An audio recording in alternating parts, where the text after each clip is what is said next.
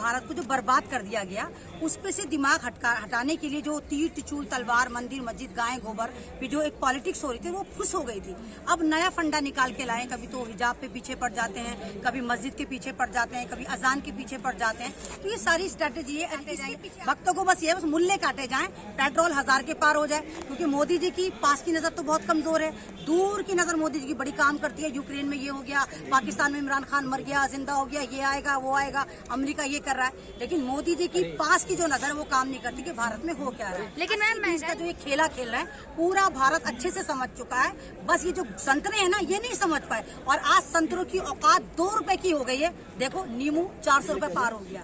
Ma'am जो आजकल loud speaker मस्जिदों के ऊपर से हटाने की बात की जा रही है और मस्जिदों के बाहर हनुमान चालीसा 5 बार पढ़ने की बात की जा रही है, तो उस पर क्या कहना चाहेंगे? हाँ, एक बात तो बड़ी पॉजिटिव है कि जो हनुमान चालीसा भूल गए थे, कम से कम इस बहाने वो हनुमान चालीसा को याद भी करेंगे और उसका पाठ भी करेंगे। अच्छा, बस जरूरी है कि मस्जिद के बाहर ना कर आप मस्जिद के अंदर आकर करें, बाकायदा वजू करें और टोपी लगाएं। मस्जिद में आपका खैर मकदम है, इस्तकबाल है।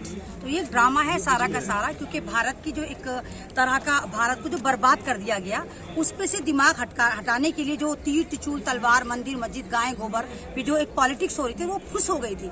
अब नया फंडा निकाल के लाए, कभी तो हिजाब पे पीछे पड़ जाते हैं, कभी मस्जिद के पीछे पड़ जाते हैं, कभी अजान के पीछे पड़ जाते हैं। तो ये सारी स्ट्रेटेजी है। इसके पीछे आप देखो नींबू कहाँ कर दिया, 400 रुपए किलो कर दिया। हाँ। पेट्रोल 125 पार हो गया। और भक्त कुछ मुल्ले काटे जाएंगे, मुल्ले काटे जाएंगे। भक्तों को बस ये बस मुल्ले काटे जाएं, पेट्रोल 1000 के पार हो जाए। क्योंकि मोदी जी की पास की नजर तो बहुत कमजोर है, दूर की नजर मोदी जी की बड़ी काम करती है। यूक्रेन में ये हो गया, पाकिस्तान में इमरान खान मर गया जिंदा हो गया, ये आएगा वो आएगा, अमेरिका ये कर रहा है, लेकिन मोदी जी की पास की जो नजर है वो काम नहीं करती कि भारत में हो क्या रहा है। लेकिन मैम महंगाई मुद्दा तो नहीं है ना?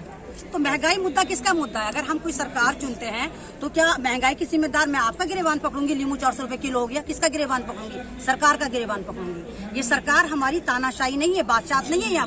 यहाँ पर लोकतंत्र चलता है। लोकतंत्र ये कहता है कि हमारा जो प्रधानीय सेवक होता है वो इन सब चीजों का जिम्मेदार होता है। 5 साल के लिए चुनकर आते हैं, हमारा डेवलपमेंट, हमारे देश में रोजगार, हमारी महिलाओं का सम्मान, भारत को डिजिटल भारत बनाने की ये काम करते हैं, ना कि हिंदू मुस्लिम करवाते हैं। 80-20 का जो ये खेला खेल रहा है पूरा भारत अच्छे से समझ चुका है, बस ये जो संतरे हैं ना ये नहीं समझ पाए। और आज संतरों की औकात 2 रुपए की हो गई है। देखो नींबू 400 रुपए पार हो गया। 80-20 का खेला हुआ, लेकिन 80-20 के खेले में ना जो नासमझ लोग हैं वही इसमें कर रहे हैं। आप बहुत सारे आप सोशल मीडिया को आप देखते हैं तो सोशल मीडिया पे मुस्लिम से ज्यादा जो मेरे हिंदू भाई हैं वो पोस्ट कर रहे हैं। आज मैंने एक पोस्ट देखी, इसमें लिखा कि मैं मंदिर पे जाके भगवा फहराऊंगा क्योंकि मेरी माँ 5 किलो राशन की लाइन में लगी है। ये किसी मुसलमान ने नहीं करा। मुसलमान करता तो शायद यूएपी लगा देते, उसके घर पे बाबा का बुलडोजर या मामा का बुलडोजर चल गया होता, या अधर्मी अपना संसद उसके घर में जाके सजा देते और फिर कहते कि रामनवमी में पत्थर फेंका, चाहे पत्थर होता भी ना। तो ये ड्रामा ज्यादा दिन तक नहीं चलेगा। आप एक गिलास में उतना ही पानी भर सकते हैं जितना भरा जाएगा। कितना आप किसी का सब्र आजमाएंगे? आप मुसलमानों को सिर्फ इसलिए इंस्टिगेट कर रहे हैं कि वो मुसलमान है, वो इस्लाम पर चल रहे हैं। आपको अजान से प्रॉब्लम है, आपको हिजाब से प्रॉब्लम है, आपको मस्जिद से प्रॉब्लम है, आपको सिर्फ मुसलमान से प्रॉब्लम है। आप चाहते क्या है? आप मुसलमान का जेनोसाइड करना चाहते हैं। और ये बात मैं नहीं कह रही है, अमेरिका की बड़ी बड़ी ऑर्गेनाइजेशन कह रही है कि भारत जेनोसाइड की तरफ पूरा मुकम्मल तौर पर खड़ा हो चुका है। 8 जो इसके स्टेप है पूरे हो चुके हैं, 2 स्टेप बचे, अब भी सुधर जाओ। यानी कि पूरा का पूरा इन्होंने कोऑर्डिनेट कर रखा है कि हम 20 लाख मुसलमानों को मारेंगे और उसके बाद जो 33 करोड़ मुसलमान है वो भारत छोड़कर भाग जाएंगे। कहाँ भागेंगे? तुम्हारे बाप का भारत है। इनकी माँ जहेज में लेकर आई थी भारत को। जो भारत छोड़ के मुसलमान भागेगा? नहीं भागेगा भारत को छोड़ के मुसलमान, क्योंकि हमारे पास खुला ऑप्शन था कि हम पाकिस्तान जाते, हम नहीं गए थे क्योंकि हमें अपने भारत से मोहब्बत थी।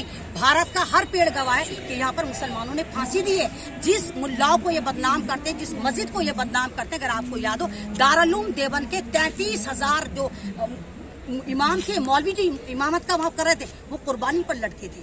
आप इंडिया गेट उठाकर देखिए, कहाँ पे किसी संगी का नाम लिखा है? क्या किसी संतरे ने कुर्बानी दी? किसी भगवान ने कुर्बानी दी? नागपुर की नाजायज औलादों को संतरा कह रही हूँ मैं, संतरा कह रही हूँ। कौन है वो? ये सारे के सारे ये मोहन भागवत के जितने भगोड़े हैं यही सारे के सारे इधर भाग गए, मध्य प्रदेश भाग गए, कर्नाटक भाग गए, इधर ये भगोड़े भागते रहेंगे। और मुझे पता है कि भारत लोकतंत्र से चलता था, भारत लोकतंत्र से चलेगा।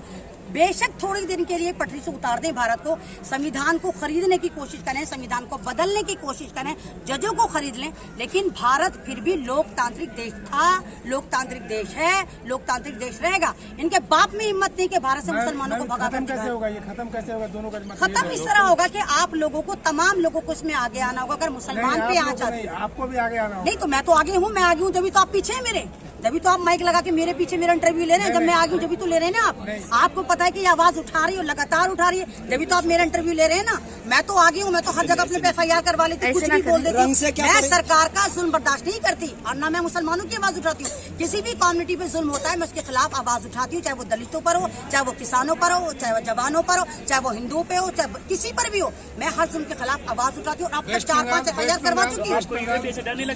क्या होगा अगर जेल में डालेंगे ज्यादा, क्या करेंगे? जेल के बाद फिर भी रिहाई, हम फिर भी जेल में हैं। हमारी आजादी छीन ली गई, हमें पहनने की आजादी नहीं, हमें ओढ़ने की आजादी नहीं, हमें बोलने की आजादी नहीं, हम कुछ कर नहीं सकते। चाहे हमें जेल में डालो, चाहे हम जेल के बाहर हैं, हमें तो अभी मानसिकता गुलाम कर दिया इन्होंने।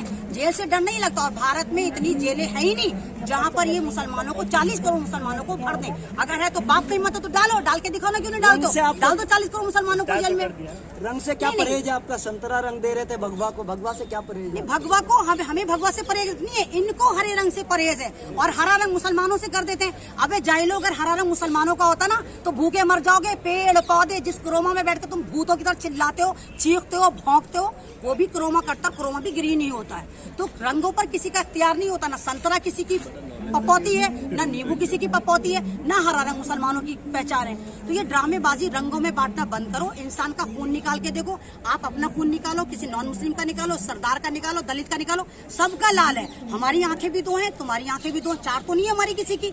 बस ये है कि हम लोग संविधान को फॉलो करते हैं, हम इज्जत की बात करते हैं। हम ये नहीं जय श्री राम का नारा लगाया, किसी को भी मार दिया, जय श्री राम का नारा लगाया, मंदिर में घुस गए, मस्जिद में घुस गए, उत्पाद मचा दिया, हम वो वाले नहीं। हम कल भी इंसाफ पसंद। जय श्री राम का नारा लगाना गलत है क्या? जय श्री राम का नारा लगाना गलत नहीं है। जय श्री राम का नारा लगाकर जय श्री राम से आपको आपने कहा ना जय श्री राम का नारा, नहीं, जय दिक्कत श्री है राम आपको का जय नारा श्री राम के लगा नारे के से? आप जय श्री राम को बदनाम नहीं कर सकते। और जय श्री राम तो है नहीं, सॉरी, जय सिया राम है। सिया राम आता है, श्री राम नहीं आता। तो इन्हें भगवा ले, आपको नारे से दिक्कत है? नारे से दिक्कत नहीं, मैं बोली जय श्री राम, जय श्री राम, कुछ हो गया? मैं कहती हूँ मैं राम वाली, मैं राम को मानती हूँ, मैं तमाम मजहब का एहतराम करती हूँ। मुझे देखा किसी वीडियो मैंने राम को गाली दी? हाँ, ये अल्लाह को गाली देते हैं, ये कलाम पाक को गाली देते हैं, ये मस्जिद को गाली देते हैं, ये कलाम सबको गाली देते हैं, मुसलमान को गाली देते हैं। लेकिन कोई एक मुसलमान आपको नजर नहीं आएगा जो दूसरी कम्युनिटी को गाली दे, दूसरे मजहब को गाली दे। हम अगर मुसलमान है तो हमारी कलाम पाक में लिखा हुआ है कि हम तमाम मज़ाहिब का लेकिन मैम नारा तो हम कहीं भी लगा सकते हैं, रास्ते पे चल के लगा सकते हैं, चाहे मस्जिद के बाहर लगाएं, रास्ते पे चलकर लगाइए, चाहे मस्जिद के बाहर लगाएं। कम्युनिटी को एक को पकड़ लें और एक तरह से मैं तो सुअरों का झुंड कहूंगी, आज और एक बंदे को पकड़ के मारे और जय श्री राम का नारा लगाए, वो राम को बदनाम कर रहे हैं। राम की तालीमात ऐसी नहीं थी। राम एक, आप ये देखिए कि राम सत्ता की लड़ाई न लड़ने के बाद वनवास चले गए थे।